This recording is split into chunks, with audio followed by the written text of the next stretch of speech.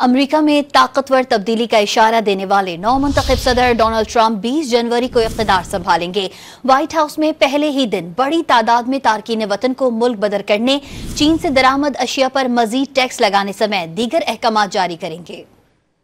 نو منتخب امریکی صدر ڈونلڈ ٹرمپ کی حلف برداری کی تقریب میں 70 روز باقی ہیں۔ 20 جنوری 2025 کو اقتدار سنبھالتے ہی ڈونلڈ ٹرمپ کی جانب سے اہم اقدامات کی باز گشت سنائی دینے لگی۔ خبر ایجنسی کے مطابق امریکہ میں اس وقت بھارتی شہریوں سمیت لاکھوں کی تعداد میں تارکین وطن آباد ہیں اور ڈونلڈ ٹرمپ وائٹ ہاؤس میں آتے ہی سب سے پہلے ملکی سرحدیں غیر قانونی تارکین وطن کے لیے بند کریں گے۔ ٹرمپ نے یہ بھی وعدہ کیا ہے کہ وہ انسانی بنیادوں پر دی جانے والی پیرول سہولت کو ختم کریں گے، جو ہزاروں افراد کو امریکہ میں عارضی طور پر رہنے کی اجازت دیتی ہے، جس سے افغان باشندے بھی متاثر ہو سکتے ہیں۔ ڈونلڈ ٹرمپ چین سے درآمد شدہ اشیاء پر مزید ٹیکس لگانے کا بھی اعلان کریں گے۔ چینی الیکٹرک گاڑیوں سمیت دیگر مصنوعات پر اضافی محصولات عائد کی جائیں گی۔ اس کے ساتھ ساتھ کیپٹل ہل حملہ کیس میں ملوث 1500 پارٹی کارکنوں کی سزائیں معاف کروائی جا سکتی ہیں۔ ڈونلڈ ٹرمپ پر ہش منی کیس، جارجیا الیکشن کیس کے علاوہ کاروباری ریکارڈ میں رد و بدل کا مقدمہ بھی درج ہے۔ وہ new York civil fraud case میں مجرم بھی قرار دیے جا چکے ہیں،